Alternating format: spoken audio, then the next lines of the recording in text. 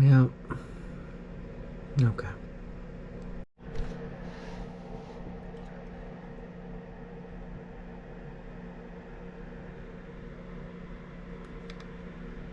Not a very exciting year. I mean, we love to see Demi Moore. That's great.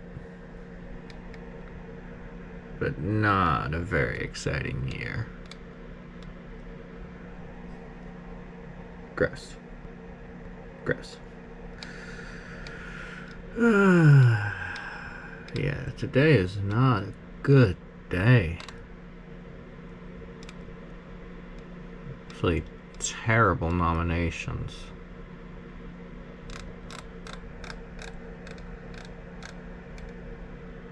I'm looking forward to this one. Loved this one. And loved this one. That's about it. Not a good year. I am a filmmaker and a poet. I am a huge image projector. I make up in my mind, or is it in my heart, images all the time. We all do that. We are all image makers. We all make them all the time.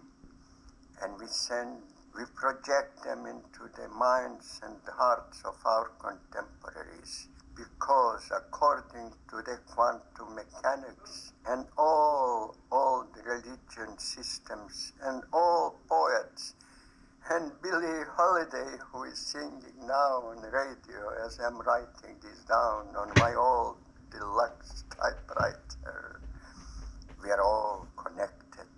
No man is an island.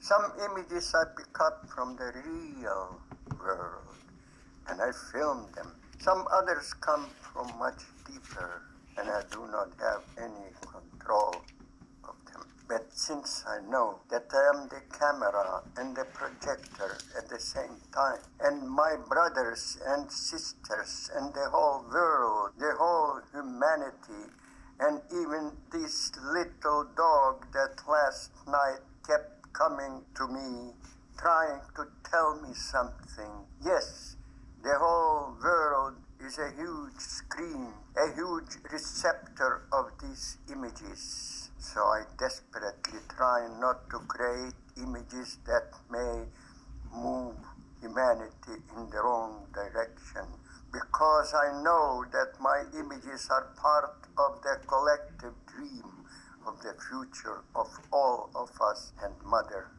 Earth. I am aware that my images must contribute, must help to change what's happening in Palestine. My images must help Michio to keep his little Yamagata farm alive, and Gozo to write his poetry, and to prevent my favorite old Irish bar from being replaced by a yuppie disco. I wonder what the little dog last night wanted to tell me. It's this sense, this awareness, this anxiety that I'm contemplating now as I'm writing this down. I'm contemplating all this in the middle of the information highway as I watch the ever-growing computer media technologies, the $100 million movies, and the art museum and gallery world that is getting bigger and bigger and more expensive and more expensive. But in these times of bigness, spectaculars, $100 million movie productions, I want to speak for the small, invisible acts of human spirit, so subtle, so small and fragile that they fade when brought out under the clear lights. I want to celebrate the small forms of art, the lyrical forms, the watercolor, etude, sketch, and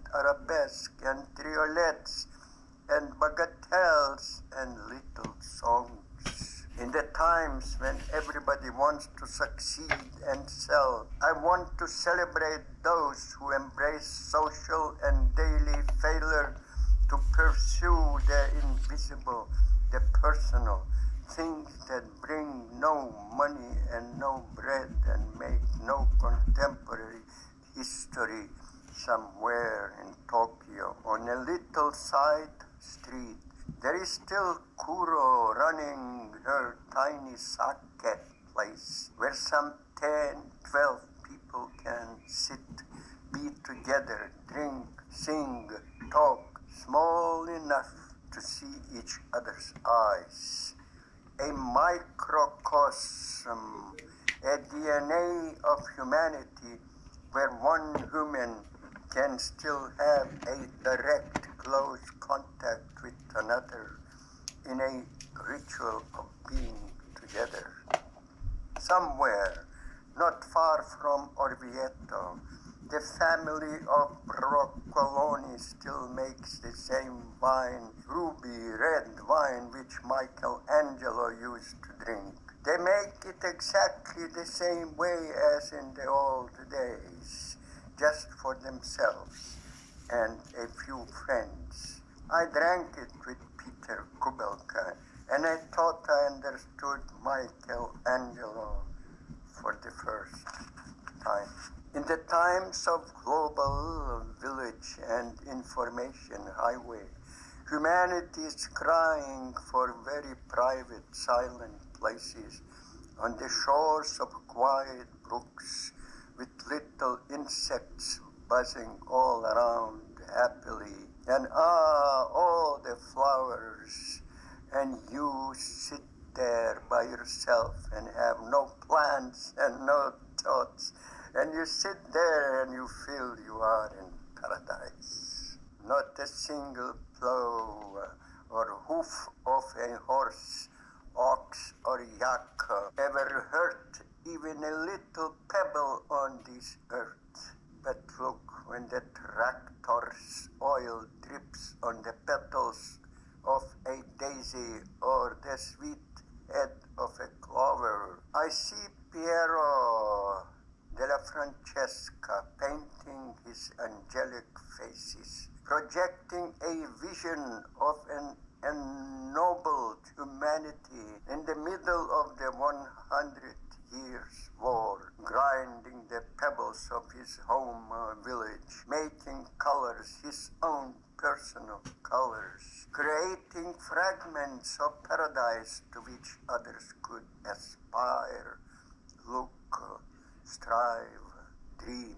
A little fragment of paradise on the face of Piero della Francesca angel matters more than all the technological clatter and the drums of war. A cloud passing over, gently touching the wing of Joseph Cornell angel, gently, that's what matters.